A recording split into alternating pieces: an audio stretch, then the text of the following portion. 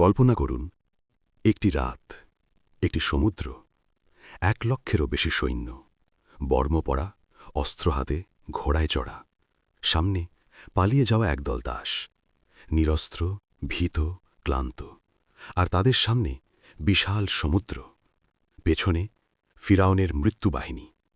মনে হচ্ছিল এই রাতেই শেষ হয়ে যাবে সব, এই রাতেই মুছে যাবে বনী ইসরায়েলের নাম। কিন্তু সেই রাতে আল্লাহ সুবহানাহু ওয়া তাআলা এমন কিছু করলেন যা পৃথিবীর ইতিহাসে আর কখনো ঘটেনি। সমুদ্র 2 ভাগ হয়ে গেল, আর সেই সমুদ্রই হয়ে গেল পৃথিবীর সবচেয়ে ক্ষমতাশালী শাসকের কবর।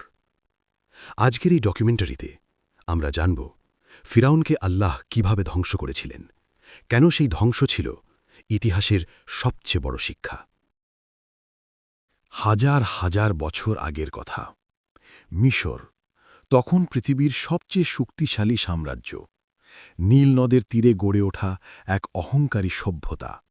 আর সেই সাম্রাজ্যের শাসক ফিরাউন, সে শুধু বাদশা ছিল না, সে নিজেকে ঈশ্বর বলে দাবি করত।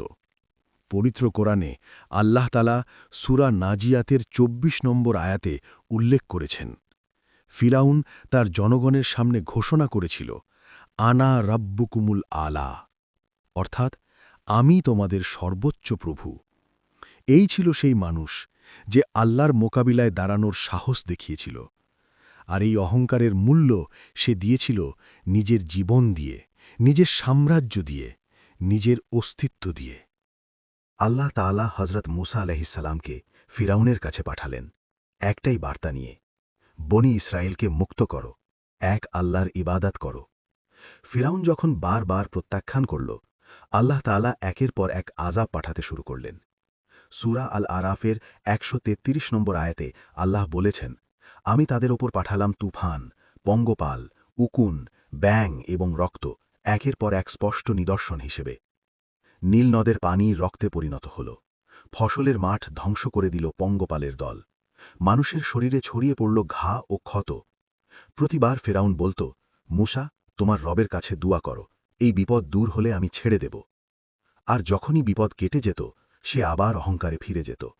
এটাই ছিল ফেরাউনের সবচেয়ে বড় পাপ। সে বারবার সুযোগ পেয়েছিল, বারবার ফিরে আসার দরজা খোলা ছিল, কিন্তু প্রতিবারই সে সেই দরজা নিজের হাতে বন্ধ করে দিয়েছিল। আল্লাহর নির্দেশে হযরত মূসা আলাইহিস সালাম বনী ইসরায়েলকে নিয়ে মিশর থেকে বের হয়ে পড়লেন রাতের আধারে, নিঃশব্দে, হাজার হাজার মানুষ। কিন্তু ফিরাউনের গোয়েন্দারা খবর পেয়ে গেল। সূরা আশ-শুআরার ৫৩-৫৫ নম্বর আয়াতে আল্লাহ বলেছেন, ফিরাউন তার শহরে শহরে ঘোষণা পাঠাল, এরা তো একটি ক্ষুদ্র দল, এরা আমাদের ক্রোধের কারণ হয়েছে, আমরা সবাই সতর্ক।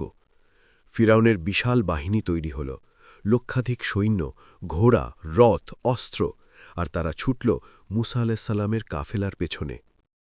সামনে অথই সমুদ্র, পেছনে ফেরাউনের মৃত্যুবাহিনী। বনী ইসরায়েলের মানুষজন ভয়ে কাঁপতে লাগল। তারা মূসা আলাইহিস সালামকে বলল, আমরা তো ধরা পড়ে যাব।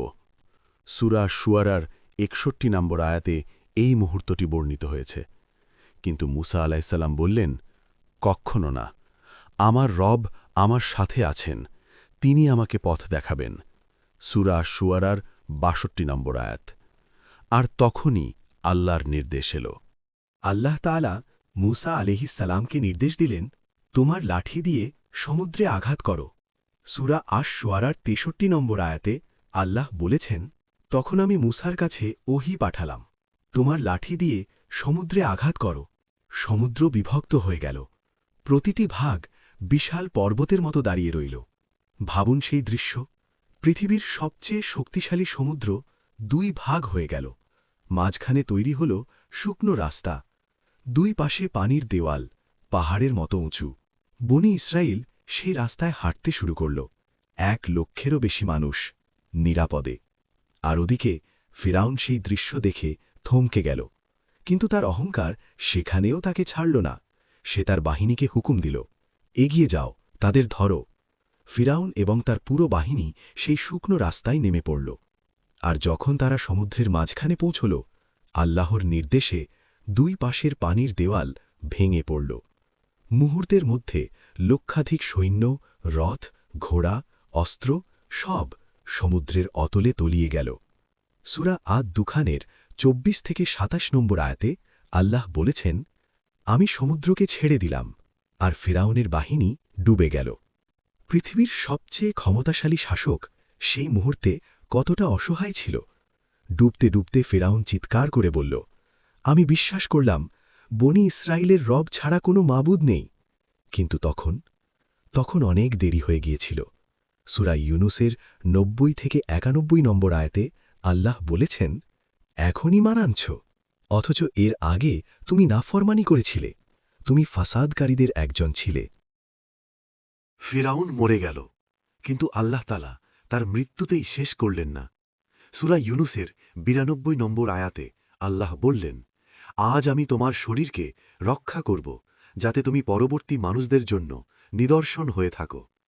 আশ্চর্যের বিষয় হল, আধুনিক বিজ্ঞান এই আয়াতের সত্যতা প্রমাণ করেছে। মিশরের রাজকীয় জাদুঘরে আজও সংরক্ষিত আছে ফিরাউনের মমি। হাজার হাজার বছর পরেও বিজ্ঞানীরা সেই মমির শরীরে পানি ও লবণের চিহ্ন পেয়েছেন। প্রমাণিত হয়েছে সে সমুদ্রে ডুবে মারা গিয়েছিল। আল্লাহর কালাম কতটা সত্য তা হাজার বছর পরেও নিজেকে প্রমাণ করছে।